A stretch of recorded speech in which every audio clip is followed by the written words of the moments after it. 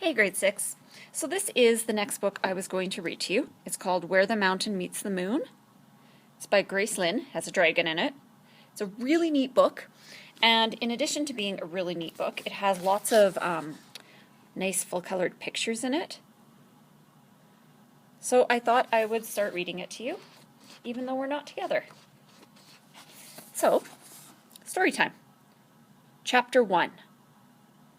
Far from here, following the Jade River, there was once a black mountain that cut into the sky like a jagged piece of rough metal.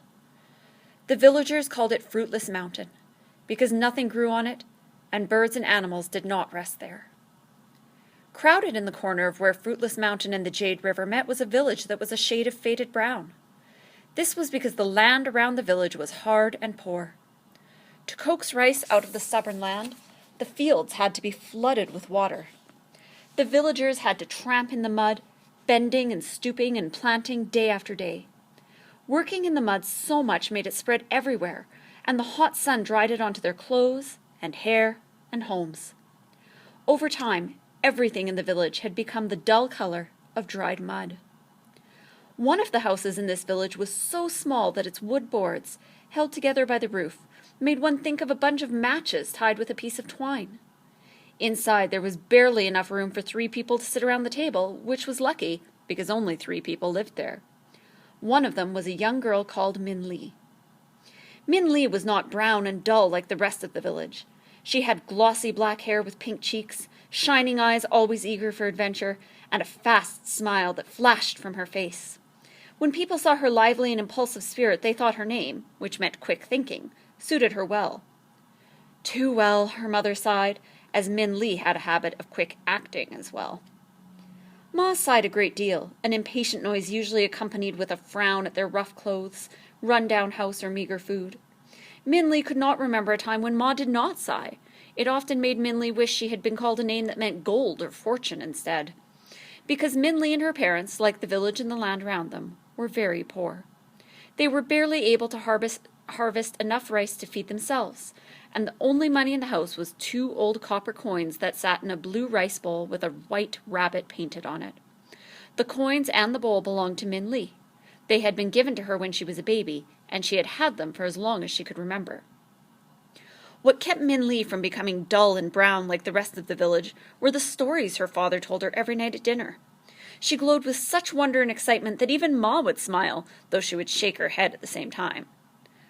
Ba, and Ba is the Chinese word for father, seemed to drop his gray and work weariness. His black eyes sparkled like raindrops in the sun when he began a story.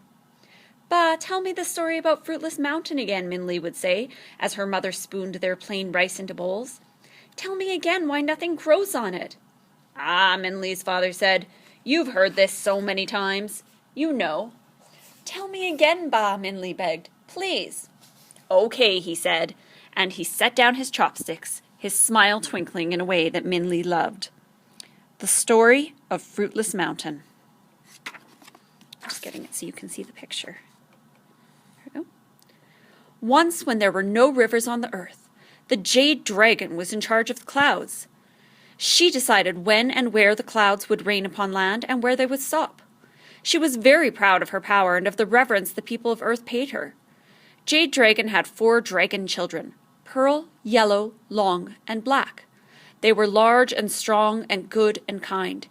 They helped Jade Dragon with her work, and whenever they flew in the sky, she was overwhelmed with love and pride. However, one day, as Jade Dragon ended the rain and moved the clouds away from the land, she overheard some villagers' conversation. "Ah, thank goodness the rain is gone," one man said. "Yes," another said, "I'm so tired of the rain. I'm glad the clouds are gone and the sun is finally shining." Those words filled Jade Dragon with anger. Tired of rain? Glad the clouds were gone. Jade Dragon was indignant. How dare the villagers dishonor her that way? Jade Dragon was so offended that she decided that she would never let it rain again. The people can enjoy the sun forever, Jade Dragon thought resentfully. Of course, that meant despair for the people on Earth. As the sun beat overhead and the rain never came, drought and famine spread across the land. Animals and trees withered and died, and the people begged for rain, but Jade Dragon ignored them. But their suffering did not go unnoticed by Jade Dragon's children. They were horrified at the anguish and misery on earth.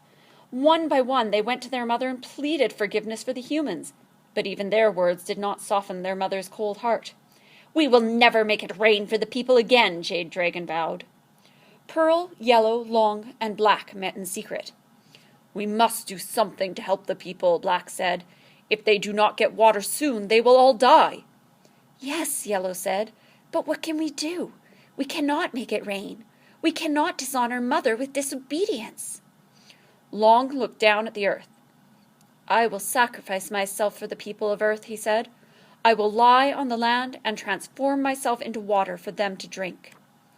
The others looked at him in astonishment, but one by one they nodded. "I will do the same," Yellow said.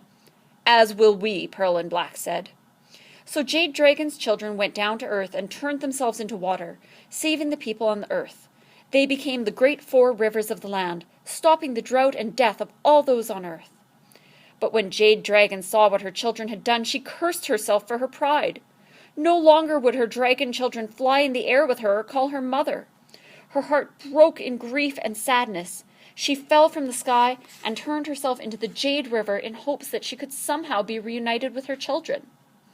Fruitless Mountain is the broken heart of Jade Dragon. Nothing grows or lives on the mountain. The land around it is hard, and the water of the river is dark because Jade Dragon's sad spirit is still there.